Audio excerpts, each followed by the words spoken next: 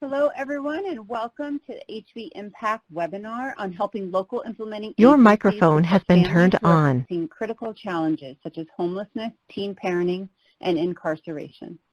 I'm Karen Kyrone. I'm the Universal Technical Assistance Manager with HV Impact, and we're very pleased to bring you this webinar today. I'm going to give you a little bit of an introduction to the room. You should see up in the left-hand corner the presenter photo, so you'll be able to see who's talking to you today.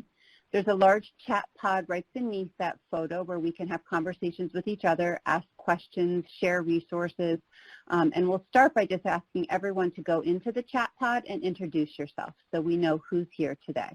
So if you'll take just a moment, let us know your name, your program, your title, where you're calling in from, what organization. We'll just have a good opportunity to see who's with us on the line. You should see the slides in the middle of the screen. We will be going through and sharing on that PowerPoint, but you also will have all of the slides in the file share pod, which is just beneath the PowerPoint deck. So if you can see beneath the deck, there will be a PDF file called Critical Issues February 11, 2020 Webinar Slides. You can feel free to grab those slides at any point during the presentation. The call-in information is available to you and also a technical support pod. So with that, I'm going to just make sure that we have a general reminder. Please mute your computer speakers if you hear any kind of echo. Please use the technical support box if you need to reach out to our support team.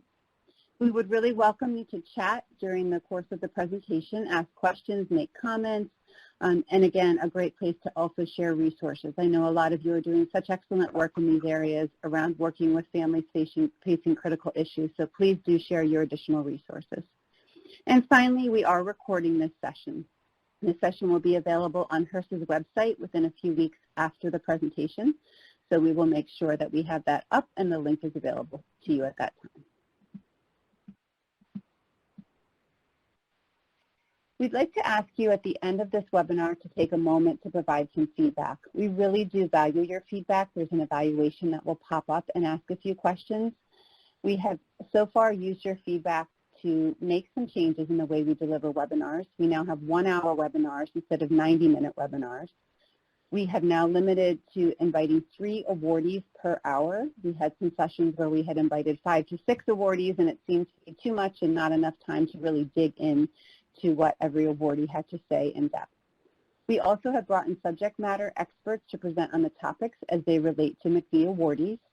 And finally, based on your feedback, we've now provided a PDF version of the slides in the handout pod. So please do keep your good ideas coming and take a minute or two after the presentation to give us additional feedback. The objectives for our session today, we will hear from Dr. Jones-Harden. She will share strategies for engaging parents experiencing significant environmental risks in home-based programming. We also will delve into the successes of McVie awardees from Illinois, Louisiana, and Connecticut.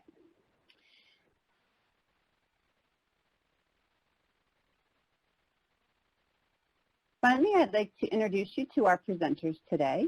We have Dr. Brenda Jones-Harden. She will be joining us as our first presenter, and she will share about 20 minutes of information, a lot of great detail with her work at the University of Maryland School of Social Work.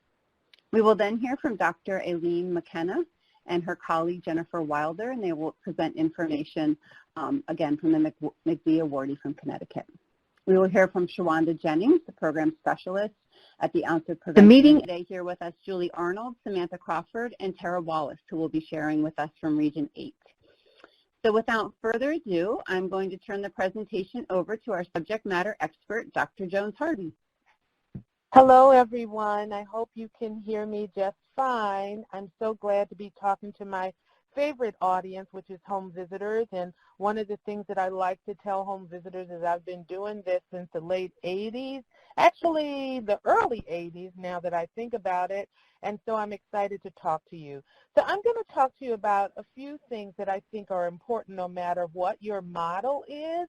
I'm going to focus on the power of relationships. I'm going to talk about how to match your services to family needs, and I'm going to talk about building a system of care that includes taking care of yourself. So first, to think about relationships, one of the beautiful things that's come out in the research and clinical world nowadays is the import of relationships, and we know now that even at the level of the functioning and the structure of the brain, our early relationships matter. So think about that in terms of what you're doing in the home with our families. I'd like to first sort of talk about something that I learned from Jeree Paul many years ago about the import of a corrective emotional experience for parents who are in home visiting and other kinds of programs. And as you all know, you live this every day. Parents may not have received high-quality parenting when they were kids themselves.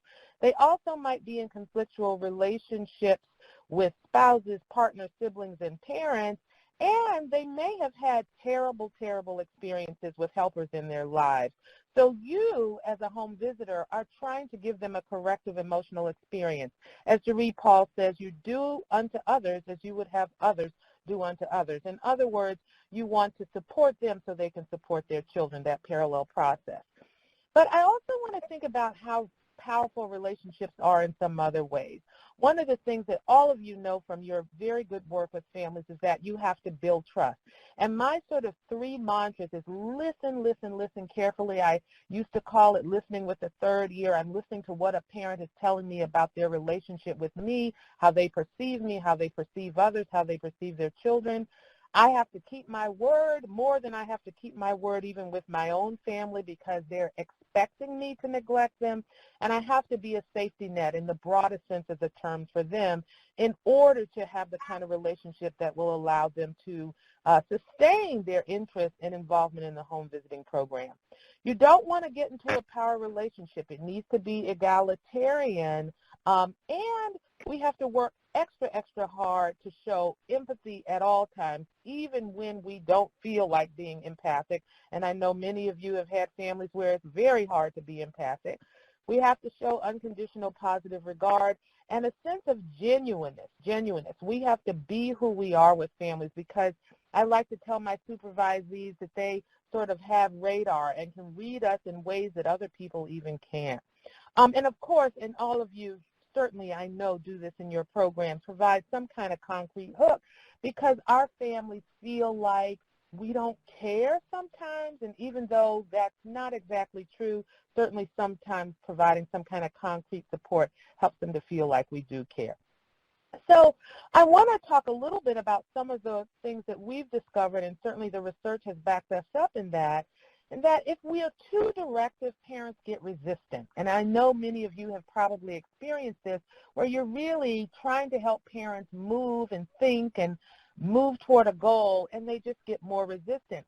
If we sort of step back and sort of be more supportive and not so sort of telling them what to do, we find that in the end they're much more likely to do what we are trying to support them to do.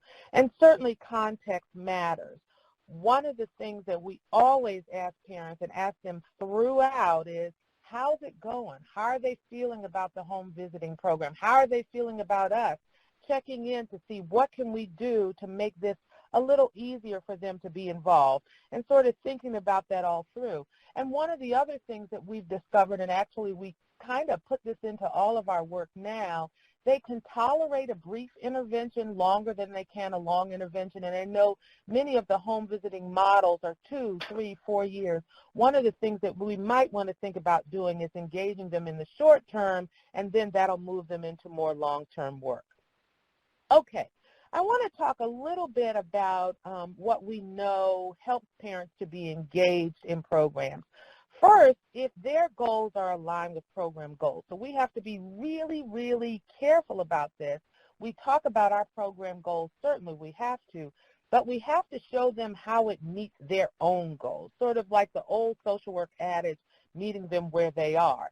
If the family perceives the program as relevant and beneficial to them, which sometimes is really inconsistent with our goals, but we can always make that connection, they're much more likely to stay engaged. Also, something I call with my supervisees being graciously persistent. I mean, to tell you the truth, we're pains in the butt, and I know that, but we're pains in the butt in a gracious way. So we do make unannounced home visits, but we do it in a way where we say, I'm not going to bother you. I just want to leave a note. I just wanted to check and see how you're doing. We text them now, of course, with technology. That's one of the things that we found our families really respond to. And, you know, we revisit constantly the offer and the contract, I call it, about being a part of the program. Again, going back to reflecting, what will make it easier for you? What can I do a little better to help you stay involved?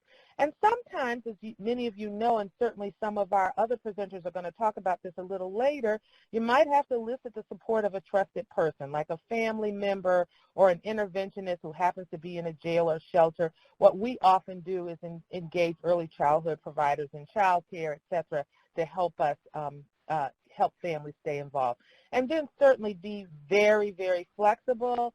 I know with models you have to make sure you're faithful to the model, but there's certain kinds of flexibility that we can do, scheduling home visits around their requests, sometimes increasing dosage, which is one of the things that I want to talk about in a minute.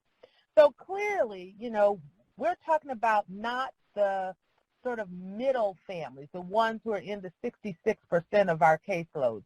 Here we're talking about the families who are really, really tough. And one of the things that I really believe is one size cannot fit all. So we have to, in the spirit of our models, in the parameters of our models, really try to individualize services to meet the complex needs of particular families. So one of the things that I like to think about, there's a National Academy of Sciences volume that I cite all the time now that talks about the importance of having specific services for parents facing adversity. And they say lots of other things, which I have on the slide, but I'm not going to go through. I just wanted to highlight for you in red that they, even in this National Academy of Sciences report, talk about specific targeted interventions for parents facing adversity. One of the other things that they talk about when they go on to talk about effective interventions and what you need to do to address family risk, they again say tailor interventions to meet the specific needs of families. They talk about integrating services for families with multiple service needs. And of course, as many of you know, they talk about addressing trauma.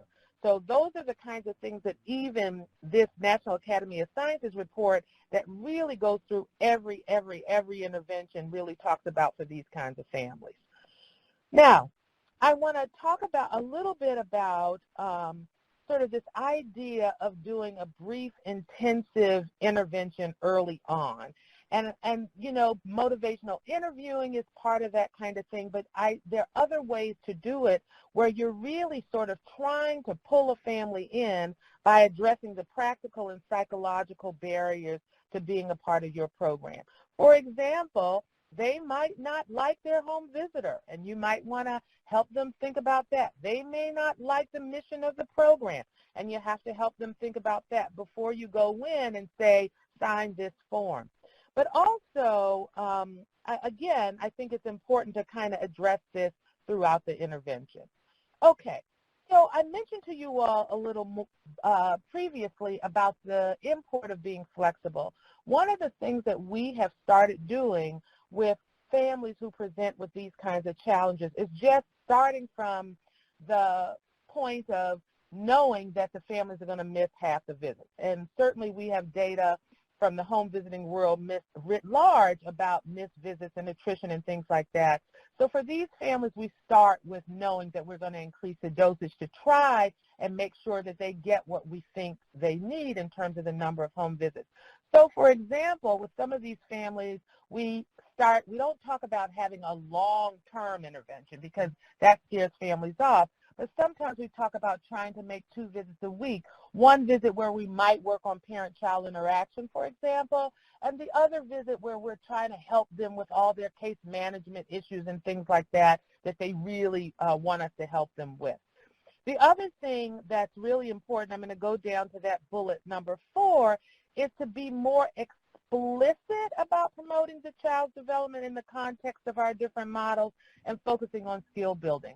Like I say to my supervisees, this business of sitting and reflecting on the couch is over. One of the things that we know, and many of you are getting training in this, I know, is that the coaching model where you're really on the floor with parents, coaching them to respond to their child in a different way really looks like it matters more.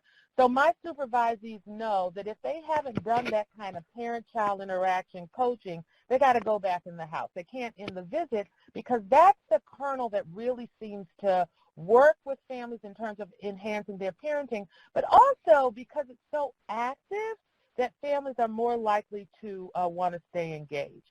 And then, of course, addressing issues that are specific to the family's risk. And I want to talk about my 4 S's. Helping them to feel safe, helping them to feel secure, supporting the stability of the home visiting relationship and their relationship with their children, and sustenance, which has to do with those kind of concrete kinds of things.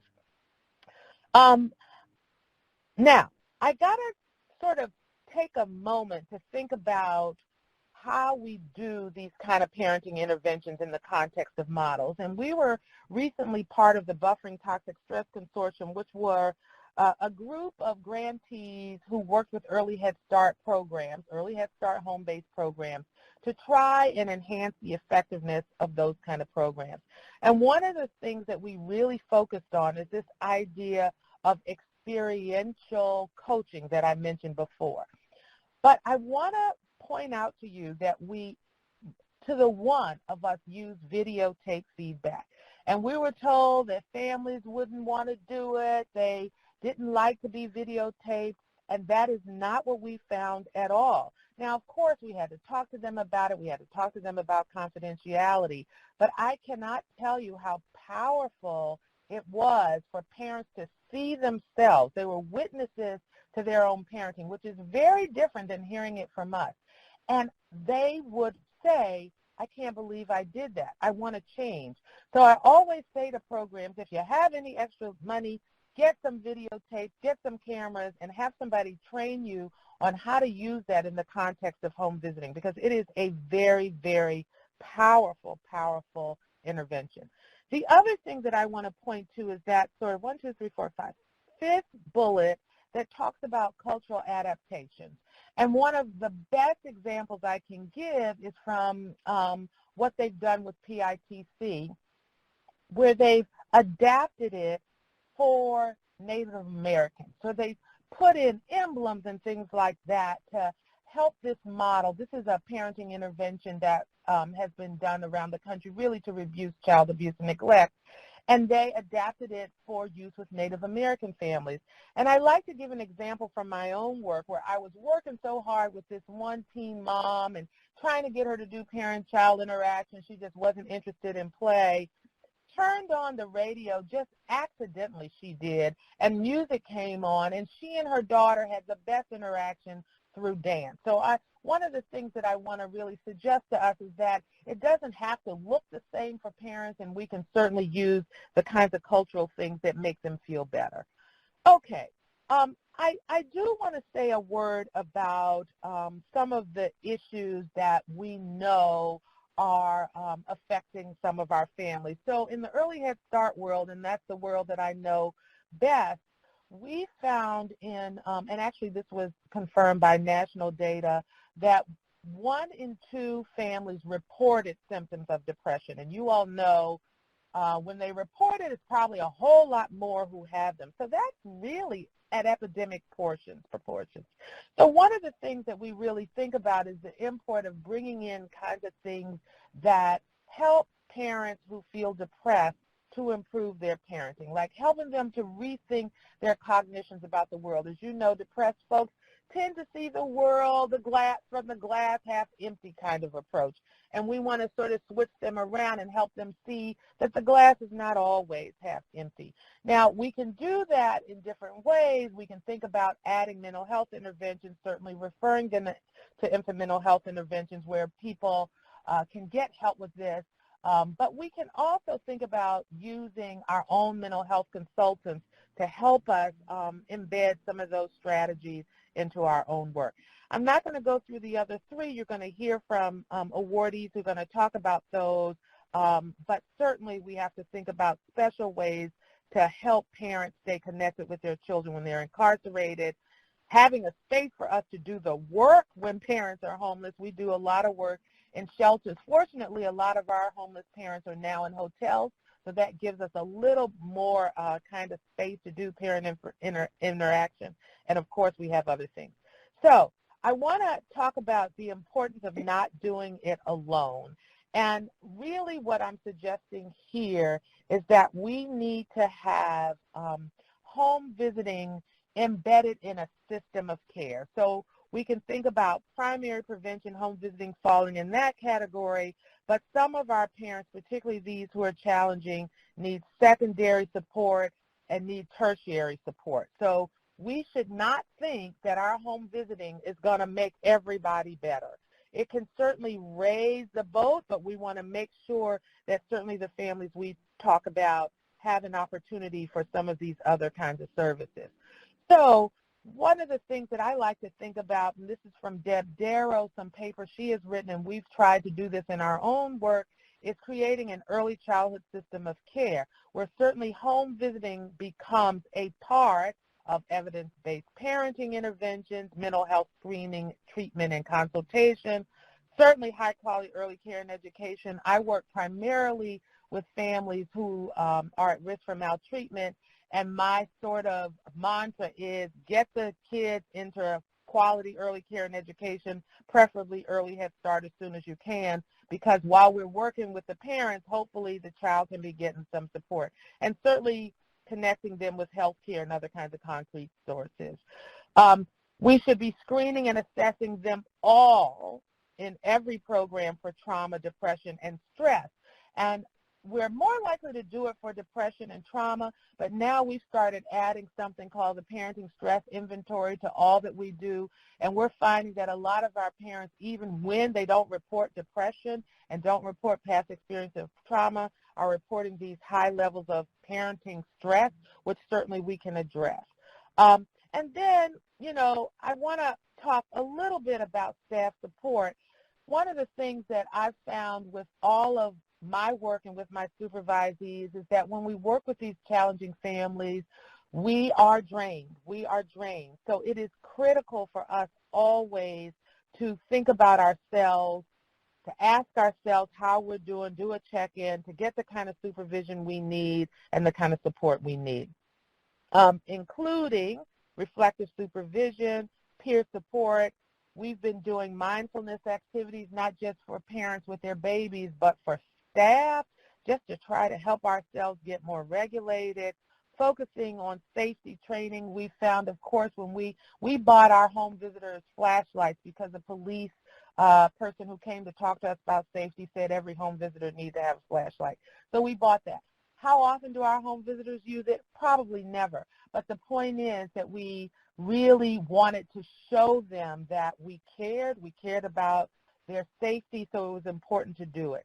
Creating an organizational culture of support, and then encouraging home visitors to have self-care rituals that they do all the time, and doing something outside of home visiting that's not helping somebody else, because many of us are helpers in all of our lives, but something that's just for themselves.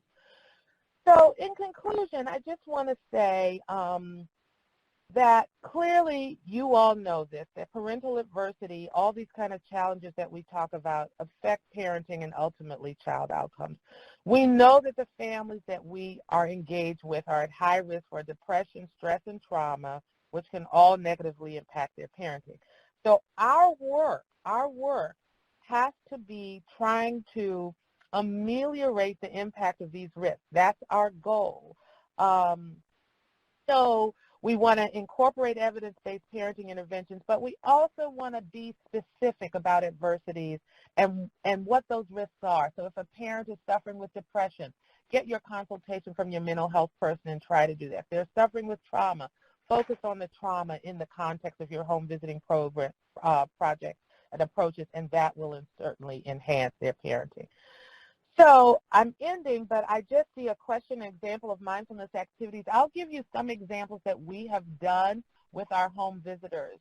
We have had a group, and this is a little extreme, but we were trying to help them do this. We had a somebody come in and do belly dancing with our home visitors, and it was to sort of getting us in touch with our bodies in space, because, as you all know, the body is so connected to the mind. So that's probably the most extreme thing. But the other thing that we do regularly is the breathing. And if any of you have come to 0 to 3, which I'm a part of 0 to 3, been for, many years, we've now even incorporated this into our plenary sessions, where you just take 3 or 4 deep breaths. You make your breathing go in, you make your breathing go out. And we have found that that settles us down as home visitors and things like that.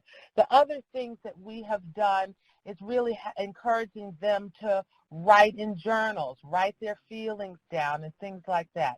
The other things we have done is help them to sort of get in touch with what part of their bodies is telling them something. Like when they're with a certain family, do they start itching? Do they start getting anxious? Do they move their foot more? So getting in touch with that kind of thing.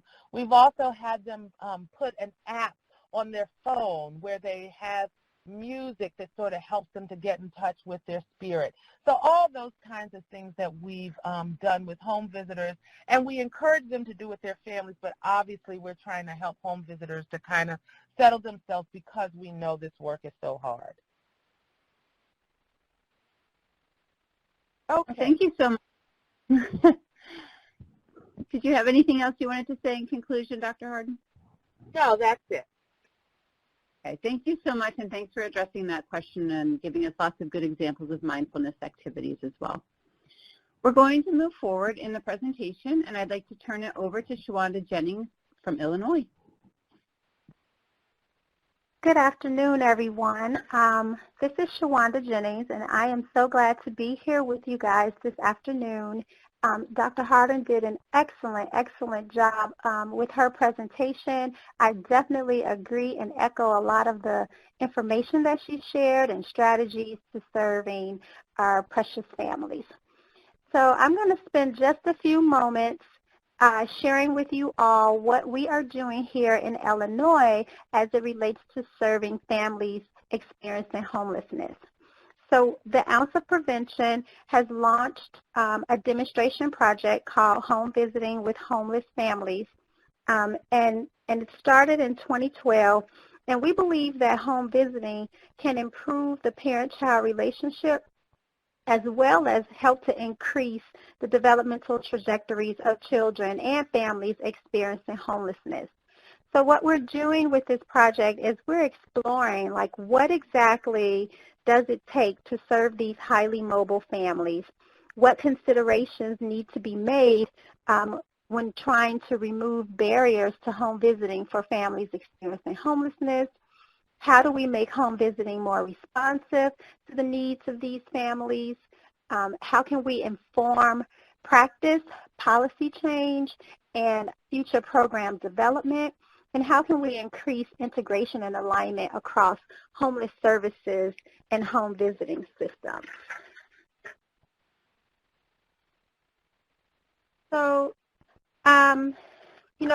when we think about why we aren't enrolling more homeless children in programs, there are a lot of reasons. Some of that has to do with the tremendous barriers that homelessness creates for families, like high mobility, lack of required documentation, competing priorities, and distrust of service providers based on past negative experiences. We also are finding out that there is a lot of under-identification and under-reporting as it relates to families experiencing homelessness. Also, a lot of our programs have pretty rigid enrollment and attendance requirements or multi-step complicated enrollment procedures that really make it hard for our families to navigate the process.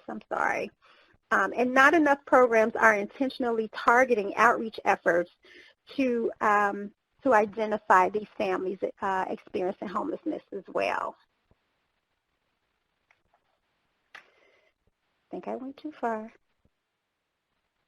Yes. Okay. So some strategies that we have identified through this project is really being flexible with all of our services and components. So for example, being flexible with home visit frequency, really trying to find the right dosage to serve these families experiencing homelessness. Being flexible with timelines for completing assessments, having a grace period for obtaining documentation, things like immunizations. Because we know they're highly mobile, it's not always possible to have those things on hand. You know, maybe they have to find them. Maybe they were at their last placement and things like that. So we really need to be mindful of having a grace period for these highly mobile families. Being flexible with where home visits take place. Some of our families are in shelters, and a lot of the shelter programs are able to provide us with a private space for us to have home visits with these families. But for those families that are couch surfing or doubled up or living on the streets, we really have to be flexible with where the home visits can take place. And we have to think about what's safe, having a safe place to have the home visit as well. Being able to follow families once they move, that's a big piece of this project. A lot of our programs are allowing their home visitors to follow families from placement to placement, and that kind of helps with continuity of services. It helps with supporting these families through these changes. We know that once they move from the south side to the west side, and oftentimes they have to start all over again with enrollment processes for medical providers and public aid and WIC and things like that. And so if we're able to follow these families, we can continue to support them through these difficult transitions. Flexibility to the model and the ability to adjust curriculum. That's another priority with this project. We have obtained permission from like Healthy Families and parents as teachers to kind of be flexible and lenient with some of the outcome measures and requirements for enrolling and serving these families. And it's really so we can find out, you know, what considerations need to be made by these models for future program development. Also, the need to balance like crisis and trauma along with the parent-child interaction. Dr. Hardin talked about it earlier, about maybe one visit can be about providing a space to focus on the parent-child interaction, and another visit can really be to address their case management needs. And so we see that there's a tricky balance of dance that home visitors have to do with these families experiencing homelessness around the same things. Some of the challenges that our home visitors are experiencing when serving these families experiencing homelessness are probably the same as some of the challenges that we're seeing everywhere else. Transience and communication. So because these families are highly mobile, you never know when you're going to be in touch with them or when you're not going to be in touch with them. And so our home visitors have really been savvy around having multiple ways to keep in contact with these families. Complexity of the needs of the parents or the families. They aren't just homeless all the time. They have a multitude of issues that are coming around. Mental illness, or maybe developmental delays, or domestic violence, or substance abuse.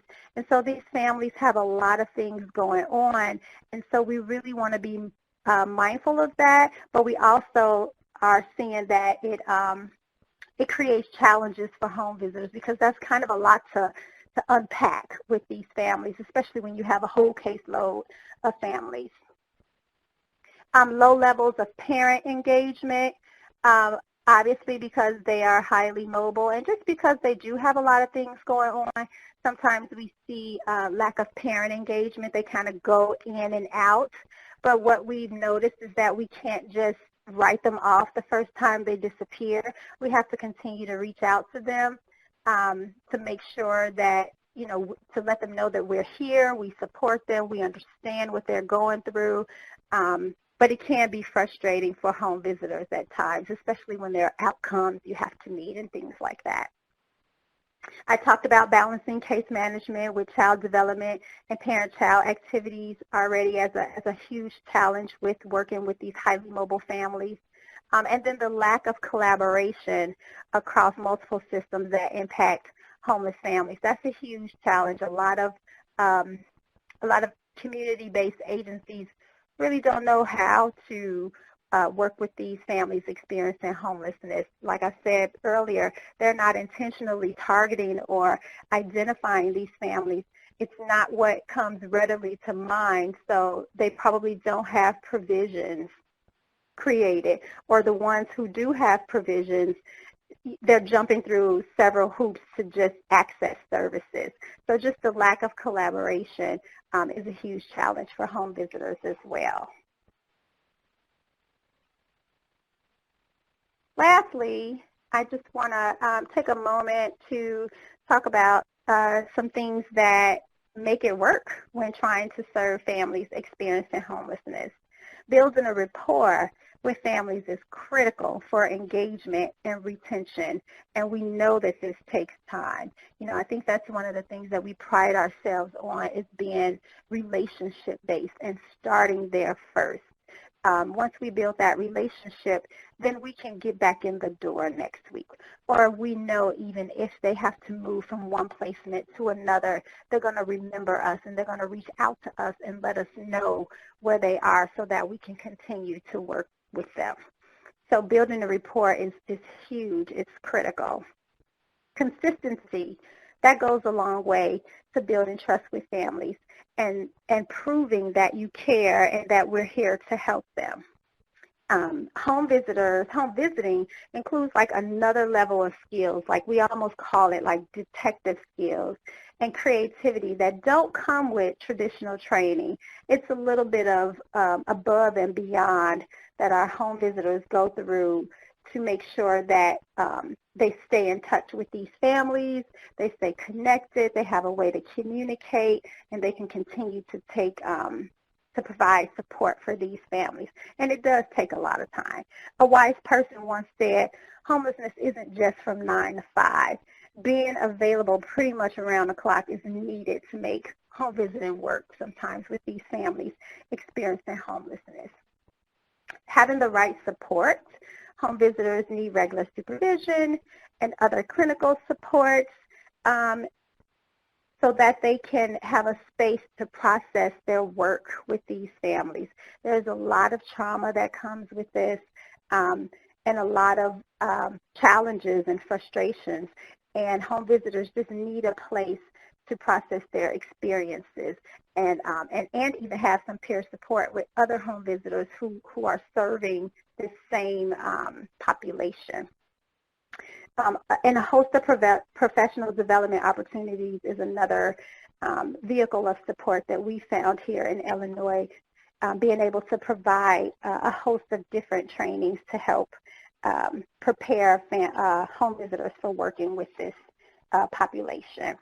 And then when I talk about right disposition, it's just really believing that change is possible and really celebrating small successes. That goes a long way with these families and helping them to be confident and competent in their parental skills, even in the midst of experiencing homelessness or being highly mobile. And I think that is all that I have, yes.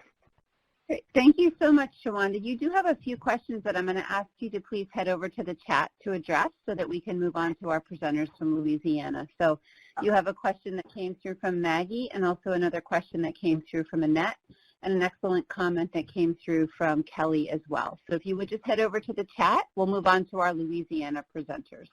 I'd like to turn it over at this time to Julie Arnold, Samantha Crawford, and Tara Wallace. Julie? Julie, it's your turn to present. Yeah. Okay. Go ahead. All right. In Louisiana here, we have 2 home visiting models. One of them is called Nurse Family Partnership. We actually deliver this model across all 64 of our parishes. We have another model called Parents as Teachers. which is available in our northern parishes, and then also we have a team that sits around New Orleans and delivers services to the surrounding parishes. During the 2018 and 2019 fiscal year, we served about 4,485 families with both of those models. And very interesting, out of these families, 30% were under the age of 20. Our largest model that we deliver, which is our nurse-family partnership model, 34% of those mothers were under the age of 20. 13% of the parents as teachers' families were considered in that teen age range. The average age of our primary caregiver or mother within both models was 19, and within this time frame we had 19 mothers that were 13 years and under, and our youngest parent that we enrolled was at the age of 12, and she was actually in our nurse-family partnership model. In 2018, we had the opportunity to purchase specialized Parents as Teachers teen curriculum for our parent educators to be able to use with these young families. We plan to be intentional this year with our professional development by having a content expert come and present at our statewide education event. She actually will present about strengthening young parents, discussing brain development, youth thrive, protective factors, family systems, and promoting child interactions. We have group connections, and this past year one of our PAT teams intentionally had a focus on teen parents that emphasized on finances and reading to the children. And we also had the opportunity to be able to promote portable devices and technology in our homes. We gave our home visitors MiFi devices, so they had access to 174 short parent clips from Enjoy that they could show in the homes to help incorporate technology, but also to be able to talk about different topics, especially fatherhood, and be able to share teen parent videos. We try to promote apps with our teens. We like Text for Baby and the Vroom app, which is a child development app. And we also have a really good game on our Parents Partners for Healthy Babies website that is it's a Give Your Baby Space interactive game that teaches the client about how to keep a safe space for their babies, and it's our teens have really found value in it.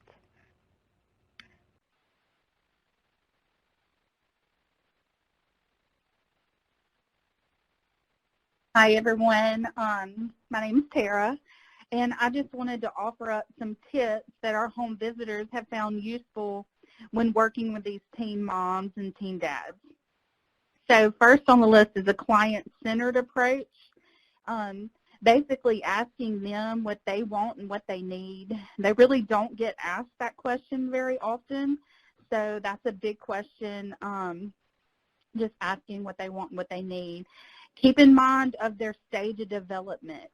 Their thoughts and desires tend to be self-centered, and always respect their need for privacy.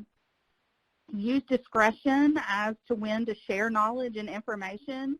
Talk with these teens on their level using common language. Avoid the big, huge technical or large medical terms, and make sure information is presented in a way they can understand. Be very open and receptive to her particular set of skills or their talents or gifts, and especially their knowledge. Using praise and accomplishment, acknowledge those accomplishments. That can be such a great tool to promote empowerment for change in these teens. If you'll keep in mind, they are not always task-oriented, as we all know in teenagers.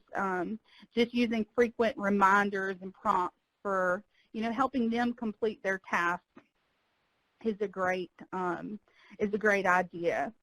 So never ever leave homework, forms or surveys for them to do, because they feel, of course, like you're just piling it on them. Acknowledge, that with the parent and ask them if they would like the additional information. They don't want the extra homework, so just being very mindful of this is important. Flexibility is necessary when working with teens. Some of these girls require shorter visit times. Change the visit to allow them time to talk about what's important to them. Remember, always meet them where they are. A 13-year-old girl is going to be much different than an 18-year-old girl. This is seen with making accommodations for change, like in their visit locations or topics due to crisis that they may be having. Maybe use shorter visits or even activities to keep their attention on the subject or the topic matter. And even, whoever's joining the visit, asking them who they want to invite to the visits, whether it be the FOC or other friends. And always allow them to maintain, autonomy by being in control of their schedule. That's super important, but just make sure you're very, very careful not to promote inconsistent scheduling and appointments. So we always want to make sure that we do the craft and the creativity with our teen moms. They love these hands-on activities, things like coloring and painting. These are all just great tools to help promote communication. They always talk while you're, completing a craft. Just be very creative and keep their interest up in the visit. And of course, use more videos, apps, like Julie talked about. They love technology. So be very specific with affirmations so teens feel that you're honest with them and that you're being personable with them. This really promotes self-efficacy, really promotes them feeling great about themselves. Center affirmations on their goals or relationships with the child to highlight that parent-child interaction. And just remember, empowerment is increasing the capacity for an individual to make choices and to transform those choices into desired actions and outcomes.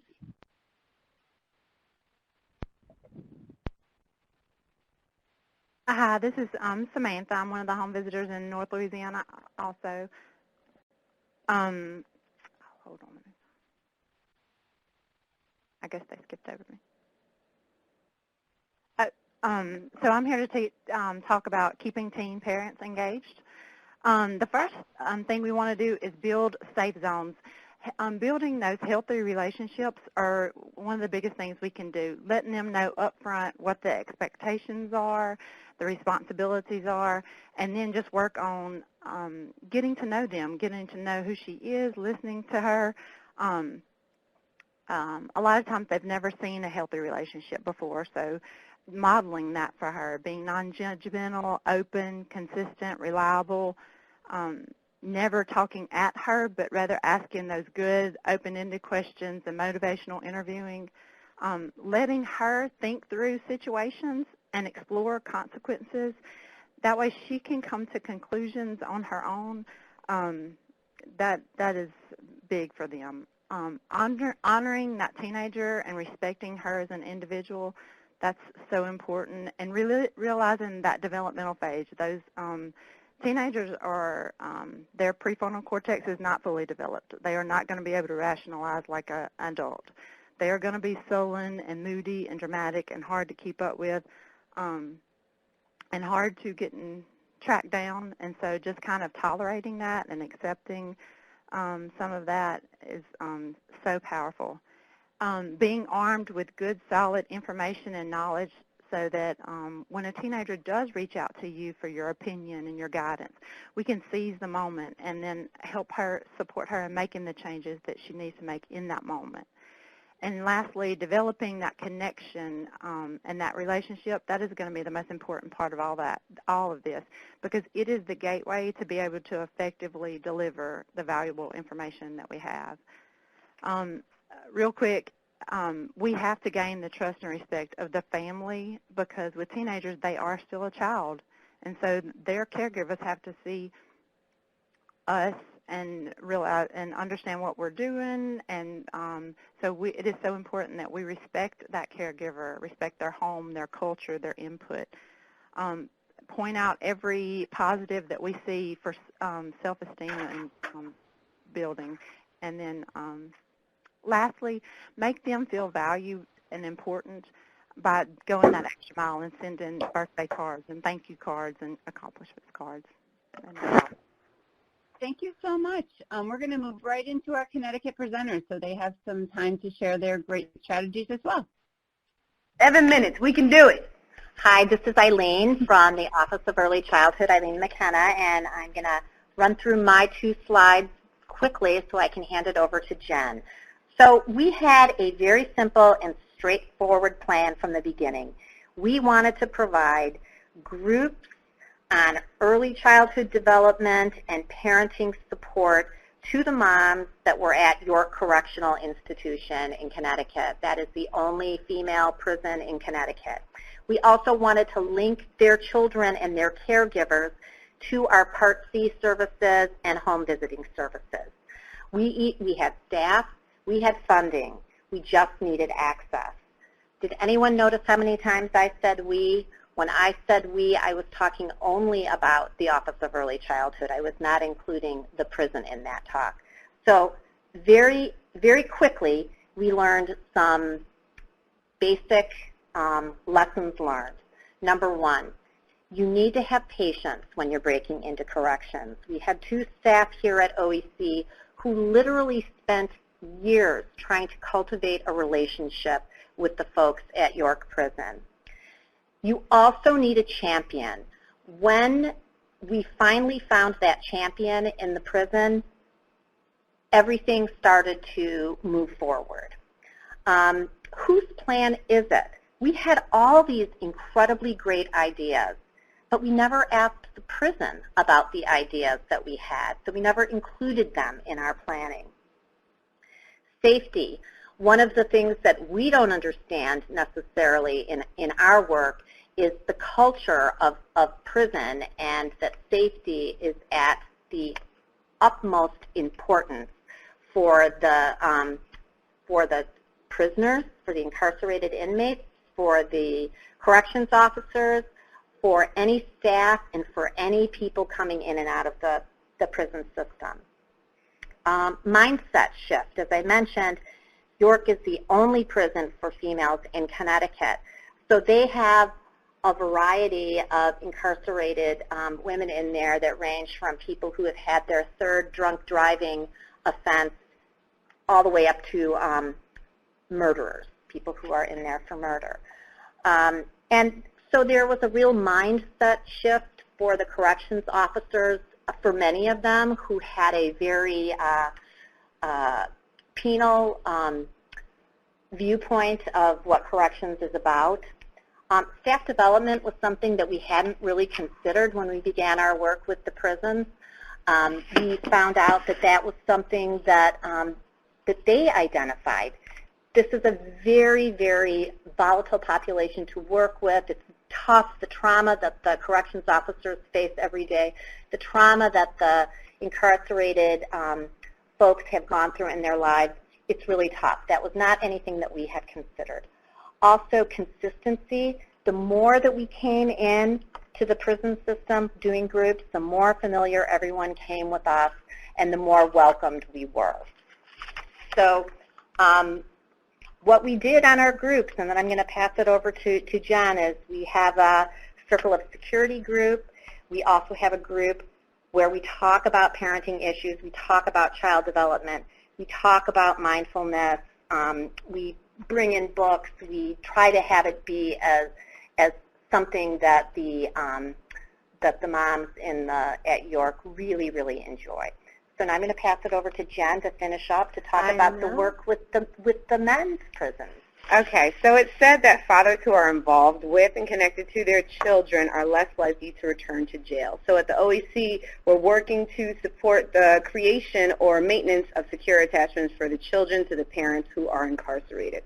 looking ahead at the bigger goal of reducing recidivism and increasing positive developmental outcomes for children. And so how do we do this? We have father-focused home visitors who are men who are trained to use inside-out, DAD, and 24/7 DAD to evidence-based models to lead the group. We have a lead trainer, Alberto, who created a 6-session training that speaks to important topics like child development, men's health, co-parenting, effective communication, defining fear, hopes, and dreams. So in the last couple months, we've had 83 men have participating at a 99% participation rate. And you may think they're incarcerated, they have to be there, but that's not the case. They have to get up in the morning, get dressed, and come on down to class. And so to have a participation rate of 99% means that the men are choosing to participate. They see value in what we're doing, and they also have made a connection to our father-focused home visitors, who are an amazing group of men. So they're changing their parenting language and finding ways to create secure attachments through the bars.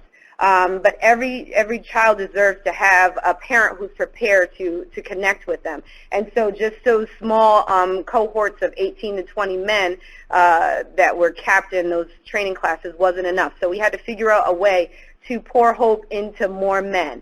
And so Supervisor Muckman, who is our champion in the inside, and I decided to give up 10 Saturday mornings and bring in 7 amazing men to deliver what we call the Mind, Body, and Soul series, tackling topics of self-esteem, developing a radical imagination, goal setting, childhood, boyhood, and malehood, while exploring the power of poetry, physical fitness, and planting literal and figurative seeds of hope. So we all laughed, we cried, we celebrated aha moments. It was extremely powerful. I'm excited to share that we are rolling that same program out to a youth facility, MYI, which is Manson Youth Institute. So Ford, there's over 200, 300 men that are incarcerated there, but 40 of them are reported to have children. And so there are 20 those are 20 men that are 20 years old or younger who are fathers, and we have our first cohort. So Louisiana, we feel you. It's working with this population is different and extremely important. And I know it's 4 o'clock. I apologize, guys. Couple more slides if you're still with us. So we're talking about mindset shift and leaving a lasting imprint. We have continuous parenting cohorts rolling. We had an amazing speaker series, but it's more important to share that we are supporting a mindset shift for the staff, the incarcerated men, and the families that are serving the sentence along with these men. The happy faces that you see in front of you are the product of that mindset shift. This dad participated in the parenting series. He attended the speaker series on the Saturdays, and also was able to be a part of the first ever family dance in the state of Connecticut. So the Department of Corrections gym was transformed into a typical elementary gymnasium where caregivers and dads sat with their children, had a meal, read books, created a craft, and danced until they sweat. We all forgot for just a moment where we were. It was beautiful. The commissioner required all of the wardens from across the state to attend. So this was a mindset shift activated. So OEC is partnering. We partner with this event, and there are other events that are planned in the works for York, which is the women's facility, as well as MYI. Let me show you something. This is a typical waiting room, trauma, anxiety-inducing for adults. So you can just imagine what it feels like for a child. The Office of Early Childhood is really proud to share that on March 4th, the commissioners of the Department of Corrections and the Office of Early Childhood are cutting a ribbon on a family-friendly visitation room, complete with a private visit room. This is like maybe what it'll look like, but not really. Visiting room in the facility for home visitors to actually conduct home visits with dads and caregivers. So again, a mind shift activated. And so how is this getting done? It's getting done because we have a seat at the table. The staff at the Office of Early Childhood have seats at critical tables to push this effort. Firstly, the Fatherhood Initiative of Connecticut is over 20 years old and has been working to bring together all major departments in the state to support father-friendly experiences through various systems. So membership includes Department of Corrections, Rehab Services, Social Services, Child Protection, Judicial, of course the Office of Early Childhood, and more. The Cybulski Reentry Advisory Board aligns transition support so that men reentering the community can do so through integrated support systems across the state. So Dr. Jones-Harden, I know you touched upon the integration of support services, and that's what we're trying to do. We met with wardens throughout the state as each facility operates very different. They're an island of their own, and the commissioner has actually attended some of those joint meetings as well as come to some of the trainings. The Fatherhood Roundtable is a monthly meeting that I have with the father-focused home visitors centered around sharing best practices, professional development, and networking. Additionally, how else we support our incarcerated dads? We incorporate male perspective in all the trainings that we have. So we're preparing not only our home visitors to working with this population, but also working with community partners as our father-focused home visitors are out in the community training at national conferences, local conferences, and with all of our networking partners in the community. And lastly, we have research goals. So how can we prove that the work that we're doing here at the OEC is impactful so that we can roll out and make a real mindset and systems changes through research? So we're working with the University of Connecticut to figure out just that. How can we prove that these programs have valuable impact on the community? So that's our next step. And I think that rounds us out. I think we did it. 4 minutes over. Great job. Well, thank you to all of our presenters. If you are still with us, I'd love to ask you to take just a moment and answer some questions about if you will take an action step based on today's call. If yes, what it might be, and if no, what might help you be able to take an action step.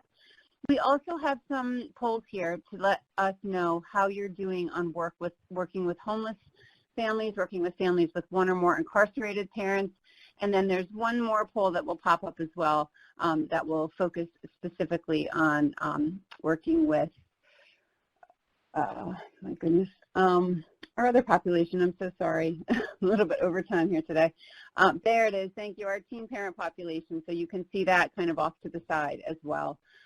So please take a moment, answer these polls, and thank you again for being with us today. We will edit out our audio portions that didn't quite work on this and apologize for the inconvenience, and we will have this up on HRSA's website shortly. So thank you again for being here with us today. We'll leave the polling up for just a moment.